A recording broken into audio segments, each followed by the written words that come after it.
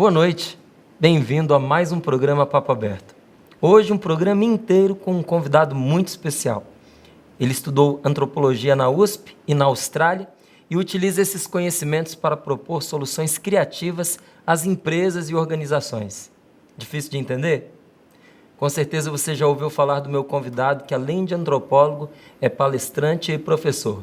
Luiz Almeida Marins Filho, ou como é mais conhecido, Professor Marins. Vamos conversar sobre o mundo do trabalho, da liderança e da gestão de pessoas. Boa noite, professor. Seja bem-vindo. É um prazer. Uma alegria muito grande recebê-lo aqui no nosso programa. Uma alegria minha, é um prazer imenso. Morou um ano na Austrália? Morei um ano na Austrália. Aí eu fui fazer o meu doutoramento em antropologia, na Austrália. E lá eu tive a chance de morar um tempo, de conviver um tempo com os aborígenes australianos de uma ilha chamada Ilha de Bathurst. Depois que termina a Austrália, lá no norte, perto da Indonésia, do Timor-Leste, tem duas ilhas muito pequenininhas, Bathurst Island e Melville Island, e eu estudei os Tiwi da Ilha de Bathurst. E como foi a experiência desse um ano lá? Não, foi muito boa, porque o aborígene australiano é o povo mais primitivo dos primitivos contemporâneos. Eles são muito mais primitivos, por exemplo, que os índios brasileiros, porque eles não descobriram nenhuma forma de habitação, nem navegação, nem arco e flecha. Eles pintam o próprio corpo, não tem arte plumária. A própria tinta deles é mineral, não é tinta vegetal como o urucui e o genipapo aqui do índio brasileiro. Não tem arco e flecha, por exemplo. Tem só o bumerangue, que é um pau de atirar, um pedaço de pau que você atira, a verdade é essa. E eles têm a lança, que é uma coisa também muito rudimentar, e é só praticamente o que eles têm. E a gente estuda, o antropólogo vai estudar o primitivo para tentar entender como é o ser humano no seu estado mais original. Ab-original, aborígene, ab é mais que original, para tentar entender como é o ser humano antes dos vernizes das civilizações. Por isso que eu escolhi a Austrália, porque é o mais primitivo de todos os primitivos contemporâneos. Muito mais primitivo que o índio brasileiro, por exemplo. Como é que isso se cruza com a visão antropológica no mundo dos negócios? Dá para fazer cruzamento porque disso? A metodologia da antropologia, a metodologia básica, é observação participante, ou seja, você tem que morar com uma tribo, você tem que conviver com uma empresa e respeitando a cultura. O que é a cultura? De uma maneira bem simples. Cultura de um povo, ou de uma empresa, ou de um grupo de pessoas, é o conjunto das suas tradições, ou seja, do seu passado, das suas necessidades, ou seja, do seu presente, e das suas aspirações, ou seja, da sua visão de futuro.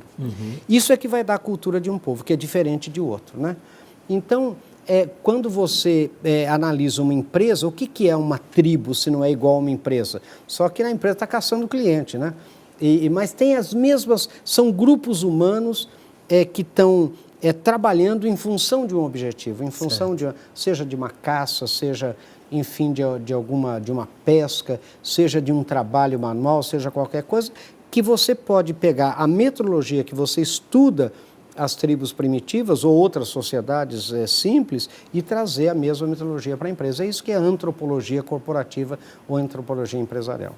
Certo. Agora, falando de negócio, quais as atitudes que eu posso ter em relação ao meu cliente, aproveitando essa visão antropológica, que vai me ajudar ou vai me dificultar nesse relacionamento? Então, a base da antropologia é a pesquisa, a pesquisa antropológica, a pesquisa você convivendo com o cliente, você mas não é só a diferença, deixa eu explicar bem para você, a diferença da sociologia com a antropologia, qual é basicamente? Eu quero saber hábitos de assistir televisão. Então, eu sou sociólogo, eu faço um questionário e distribuo para 5.000 pessoas, 1.000 pessoas, sei lá, perguntando qual o seu hábito de televisão, o que você faz, etc, etc, e cruzando as perguntas para que você... Muito bem. O antropólogo não faz isso, ele vai morar na sua casa. Ele vai morar lá por um ano, por 6 meses, e vai, sem dizer diretamente o que ele está fazendo, vai observar que canal você assiste, porque é muito comum você perguntar assim, que canal você assiste? Eu assisto a Canção Nova, assisto a TV Cultura e assisto... Mas você vai ver lá, será que ele assiste mesmo? Será que não assiste só aquela tranqueirada dos outros canais? Quer dizer, então, muitas vezes, quando você pergunta, a tendência da pessoa é responder o que você quer ouvir. Não é verdade. O antropólogo não, ele vai lá e observa. Por exemplo, se você perguntar para um grupo, quem escova o dente após as refeições aqui? Todo mundo. Todo mundo vai levantar. Se um levantar ou dois levantar, vão levantar, não é isso? Agora, de repente, eu vou lá morar e vejo, depois de 6 meses, e falo, olha, uma característica dessa família é que ninguém escova o dente após as refeições, por exemplo, vamos dizer. Daí todo mundo fala, que isso? A gente escova, claro, a gente... Não, mas nós não vimos nem um dia vocês... Não, mas foi porque você estava aí, então a gente se atrapalhou um pouco, sei lá. Mas então é observação participante. Então, qual é o negócio do cliente que você perguntou? Então, o que cliente quer? Quando você pergunta, o que você quer para que uma empresa conquiste você como cliente, né, ou mantenha você como cliente? O que ele fala? Atendimento excelente, primeiro. Segundo, cumprir o que prometer. Terceiro, qualidade do produto. Isso tudo dá 90%, 94%. Essas três coisas. Atendimento em primeiríssimo lugar. Em primeiríssimo lugar. Atendimento excelente, em primeiro lugar. Cumprir o que prometer, em segundo lugar. E qualidade do produto. Daí, para poder saber, daí você vai e observa, faz aquilo que a gente chama, né, de recorrência. Daí você faz a seguinte pergunta. Daí a pergunta para você e observar e vai perguntando também. O que mais irrita você no relacionamento com uma empresa? Vamos ver se bate com o que você quer da empresa. Sabe o que dá? O que mais irrita? O mau atendimento, as pessoas são despreparadas para atender. Em segundo lugar, a mentira não cumpriu o que prometer. E em terceiro lugar, a arrogância. Olha que interessante. A empresa arrogante é aquela que acha que o cliente precisa mais dela que ela do cliente. A pessoa que se acha, a empresa que se acha, aquele balconista que se acha, aquele bom... Daí, então, você pegou essas três coisas. Daí você vai perguntar assim, agora veja qual é a dúvida do antropólogo.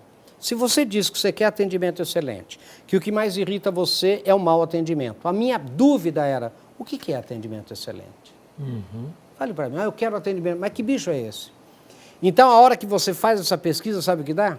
O atendimento excelente é falar a verdade em qualquer... Parece aula de religião. Falar a verdade em qualquer circunstância. Segundo lugar, cumprir o que prometer. Terceiro, ser ágil e rápido, respeitar o meu tempo. E quarto, fazer acompanhamento após a venda, ou seja, vendeu para mim, não me abandone. Então, por isso que, o que você vai descobrir aí? Que não é sorrir, que não é fazer bonito, não é ter uma... É falar a verdade, é cumprir o que você promete. Ou seja, atender o cliente é uma coisa ética, é uma coisa moralmente defensável, necessária, entendeu? Por isso que quando você treina alguém, na antropologia corporativa como a gente treina, não é em treinar em sorrir, não é em treinar em respeitar o outro, em falar a verdade para o outro, em cumprir o que você prometeu. E nas pequenas coisas, né, hoje à tarde eu vou lá, vá lá hoje à tarde. A gente dá garantia, dê garantia mesmo. Né? Tem assistência técnica, mas daí diz, não, sabe o que é? Você não leu o contrato lá no item tal, na linha 4. É extremamente irritante uma coisa dessa, né? Exatamente. Agora, quando se pergunta para o cliente, essa é a resposta dele. Essa é a resposta dele. E a empresa, ela tem essa ideia? Quando a gente pergunta para a empresa o que é prioritário no serviço que eles prestam para o cliente, o que eles entendem que para o cliente é mais importante? Normalmente é o quê? Às vezes a empresa acha que é ter uma menina bonita na recepção, que às vezes você ter pessoas que sorriam, que às vezes você tem... Elas não têm muita consciência de que falar a verdade, que cumprir o que prometer... Sabe que tem um valor ético muito grande envolvido no tal do atendimento. Então, você dá treinamentos de atendimento. Até que velocidade, até que, a pessoa... Porque nós fizemos uma pesquisa no shopping, deixa eu contar para você, perguntamos o que mais irrita vocês, as mulheres no shopping. E elas falaram, quando pede para a mulher para presente, fica a balconista com aquela mão mole, ela lisa o papel assim na sua frente, e você ali. Daí ela vira o papel em cima do pacote e fala, desculpe, não deu, eu cortei curto. Você vai lá e não, põe numa sacolinha. Quer dizer, tempo, pode ver, é a maior irritação. É o carro da frente que não anda, o sinal que não abre, a conta que não vem, uma palestra que não termina. Não é verdade? Quer dizer, verdade. Então... Cuidar do meu tempo, mas o que é isso? É respeito. A pessoa. É respeito à pessoa. Você, quando deixa a pessoa esperando, você está faltando com respeito a ela. Então, na verdade, não são coisas, vamos dizer assim, funcionais que você tem que ensinar. Você tem que ensinar a pessoa a respeitar o outro. Não é verdade? Quer dizer, a pessoa, por exemplo, qual a diferença desse produto com ele? Ela mente para você, ela não sabe, ela não diz, eu não sei. É falar a verdade em qualquer circunstância. Eu sinto muito, eu não sei, eu vou perguntar para o nosso gerente. A ignorância com a mentira. Com a mentira. Não é nem, às vezes, má intenção. Não, é pela mentira. Quer dizer, às vezes é por insegurança. Então, quando você diz, por exemplo, uma pessoa assim, você não tem ciência infusa, né? Padre Jonas falava muito isso. Você não tem ciência infusa. Né? Você tem que aprender, você tem que perguntar, eu não sei. A gente tem que ter a coragem de falar, eu não sei, eu não entendi a pergunta do senhor, eu sinto muito. Não é? A pessoa, e às vezes a pessoa fica irritada, eu sinto muito que o fato de não ter entendido deixa o senhor irritado, mas eu realmente não entendi. Porque se eu falasse que eu entendi o que o senhor falou, eu ia mentir para o senhor, eu não queria mentir para o senhor. Pronto, a pessoa entende. Entende, é verdade. A pessoa entende. Às vezes eu entro com a minha mulher numa loja, isso acontece constantemente, né? E o funcionário demora para atender, porque está no computador, ou está no telefone, ou duas funcionárias estão conversando entre si, e aí a hora que você entra, você tem a nítida impressão de que você está atrapalhando, incomodando a conversa. Agora, você lembra do terceiro lá, a arrogância? Você tem ou não tem aquela sensação de que aquele pessoal lá é arrogante? Arrogante quer dizer... Estou fazendo o favor de te atender. Favor de te atender. Quer dizer, ou seja, você precisa mais da empresa que a empresa de você. Né? Isso é arrogância, a pessoa que se acha. Eu tive um aluno que falou, professor, eu não me acho, eu me tenho certeza. Quer dizer, então tem gente que é arrogante mesmo para valer. Né? Aí, às vezes, a gente saindo da loja, minha esposa diz assim, isso é falta de gerência, isso é falta de liderança. É mesmo, é verdade? É verdade, porque a liderança sou eu me desafiar, o líder se desafia para que a sua equipe atinja resultado. Ele não desafia a equipe, ele se desafia.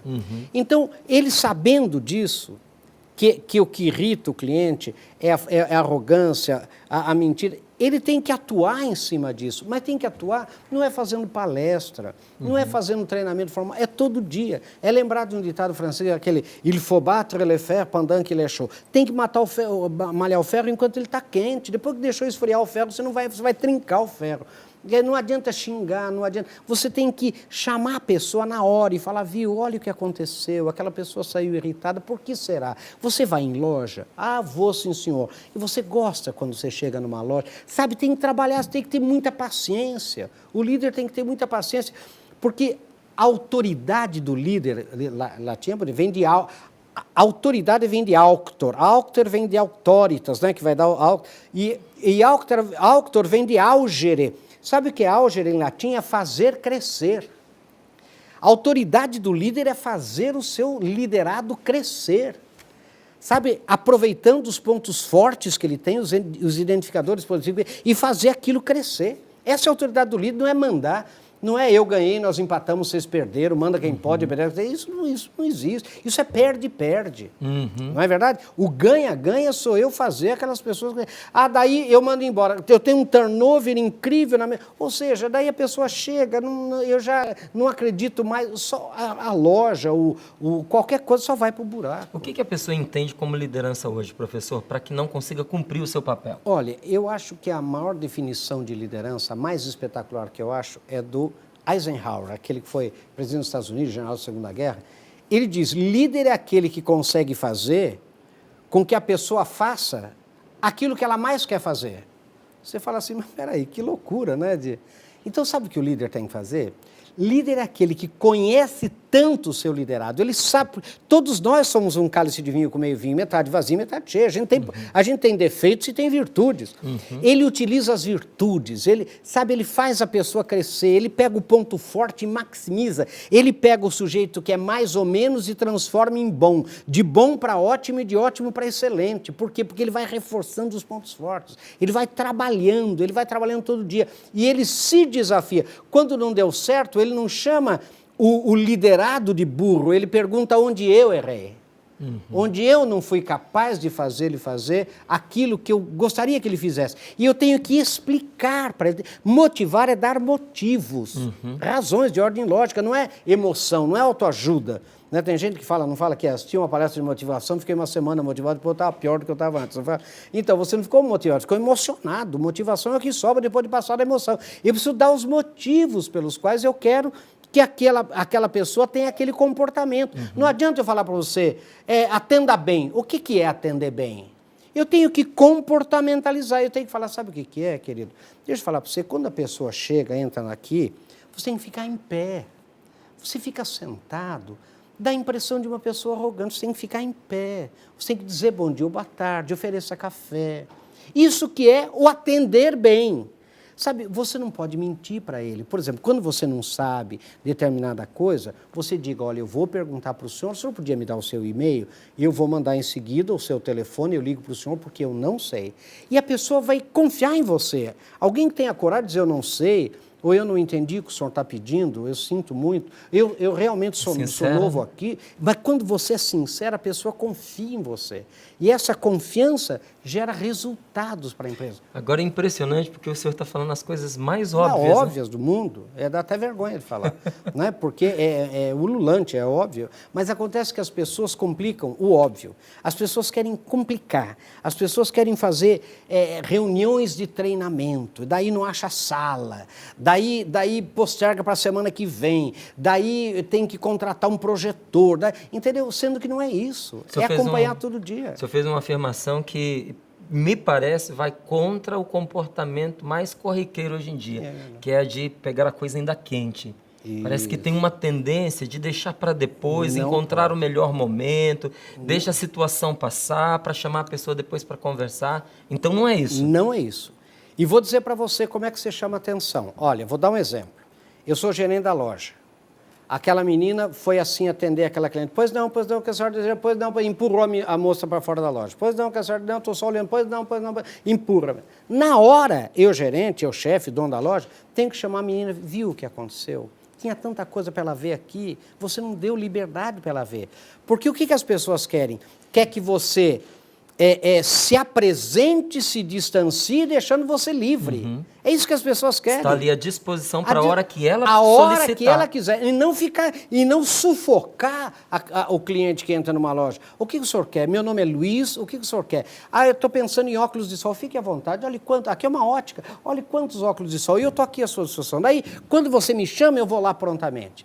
Bom, daí na hora que ele empurrou, eu tenho que chamar e falar, viu o que você fez? Você sufocou a pessoa, você empurrou ela. E daí você discute com ela como é que aquilo deve ser feito. Você deve chegar e falar, meu nome é Sandra, eu estou à disposição do senhor, o que o senhor deseja, roupa infantil é lá. E aí você fica à disposição, mas pelo amor de Deus, fique olhando para ela de longe, não faça que nem garçom. Já viu garçom em restaurante? Né? Você fica caçando o garçom, ele olha para todos os lugares, ele olha para todos os lugares, menos para as mesas. Outro dia eu estava na frente de um casal, assim, e eu vi o marido falar para a mulher assim, o garçom vai passar atrás de você aí, atrás de mim. Se você perder ele, eu mato você. Quer dizer, ou seja, já fazia meia hora que estavam caçando um garçom. Quer dizer, eu falei, não, fica olhando para ele, de longe, mas disfarçadamente. A hora que chamar, você vai lá. Agora lá entrou um cliente, vai lá, faça isso. Na hora. Corrige isso, corrige aquilo, é todo dia, toda hora. É uma mudança de mentalidade, toda hora, todo dia. E vou dizer a você, telespectador que está me ouvindo aí, o que acontece no Brasil é que um fim de semana no Brasil é uma desgraça. Porque um fim de semana no Brasil vale a um ano de fim de semana na Alemanha. Na Europa, o que uma pessoa é capaz de fazer num fim de semana no Brasil, você não acredita. No sábado já tem feijoada, balada, e volta para casa 3 horas da manhã, está um zumbi, no dia seguinte joga futebol. Na segunda-feira o seu funcionário está zerado. Você tem que chegar para ele e falar assim, seu nome é João, e começar tudo de novo, porque ele já esqueceu tudo. Agora, ele já viu funcionário que volta de férias? Volta de férias tem que falar, você está no Brasil, começa tudo de novo. E não adianta, a gente quer entulhar as pessoas de um monte de coisa, não pode entulhar. Na liderança, quais são os erros mais comuns? Que o senhor for falando aí, as coisas que precisam ser feitas, né? Quais são aquelas pisadas que o líder normalmente dá? A pisada que o líder dá é o autoritarismo. É ele querer ser dono da verdade.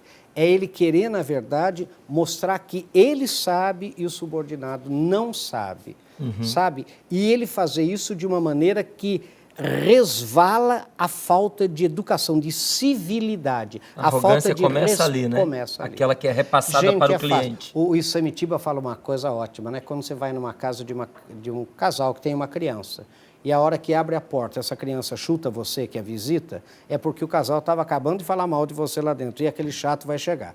Né? E a criança de 2 anos, na hora que abre a porta, pum, mete um chute em você. Ora, quando você chega num restaurante, num hotel, você vê todo mundo de cara fechada tratando mal você, o que você sabe na hora? O problema vem de cima. As coisas não acontecem de baixo, vamos dizer o que é verdade. Não é de baixo para cima, é de cima para baixo. Entende o cliente como um problema. Claro, claro. E ele é maltratado pelo gerente, ele é maltratado por todo mundo. Daí ele vai o quê? Ele vai descontar isso no primeiro cliente, na primeira vítima que aparecer ali. Verdade. Entendeu? O século XXI mudou a gestão de pessoas, professor? Mudou muito, sabe por quê? Porque as pessoas hoje são muito individualistas. Deixa eu falar uma coisa para vocês, para você entender onde que nós estamos preocupados. Essa é uma característica da juventude de hoje. Olha, nós não estamos reclamando da invasão do público no privado. Sorria, você está sendo filmado, está no elevador, está sendo filmado. Só que há uma outra invasão que está acontecendo que a gente não está se preocupando, que é do privado no público. O que é isso, professor? É o seguinte, eu estou dando aula. De repente, meu aluno levanta, eu falo, onde é que você vai? Ele fala, estou com fome. Eu falo, mas você não está na sua casa. Na sua casa, você está assistindo televisão, você está com fome, você vai abrir a geladeira, você não está na sua casa. Aqui tem colegas, você tem que respeitar, você não é você é mais um, tem um professor. Você está no seu emprego, sabe o que acontece nas empresas? A copinha de café, a pessoa vai, toma café e larga o copinho sujo ali. Não joga no lixo. Para quem jogar? Mas nem em casa eu jogo, mas aqui não é a sua casa, querido. Aqui é a sua empresa. Você chama a atenção de um subordinado, pode chamar a atenção do jeito que for, fala, esse seu trabalho está muito ruim. Espera aí, nem meu pai fala assim, mas eu não sou seu pai, eu sou seu patrão, eu sou seu chefe. Eu tenho que falar, seu pai pode não falar. Ou seja, há uma invasão do privado no público. Você está no supermercado, diga a verdade, você está olhando na prateleira, vem um cara e para na sua frente, assim. Você fala assim, o senhor dá licença, ele fala, não, eu estou olhando. Quer dizer, eu quero ver. Sabe, quem está atrás, quem está do lado, você vai na fila do supermercado, as mulheres não enfiam tudo o carrinho no seu calcanhar? Outro dia eu estava na fila, a mulher enfiou 3 vezes o carrinho no meu calcanhar, eu falei, minha senhora, passe na frente. Ela falou, o senhor está nervoso. Eu falei, não está, a senhora vai me aleijar. É que eu estava conversando, a senhora pode conversar, mas a senhora não pode enfiar o carrinho na pessoa da frente. Não é verdade? Quer dizer, há uma invasão do privado, não sou eu. Eu abro a sua gaveta lá na sua empresa e tiro uma caneta sua. Você fala, espera aí, essa caneta é minha. Ele falou, estou precisando. Ué, mas está precisando? A caneta é minha. Entendeu?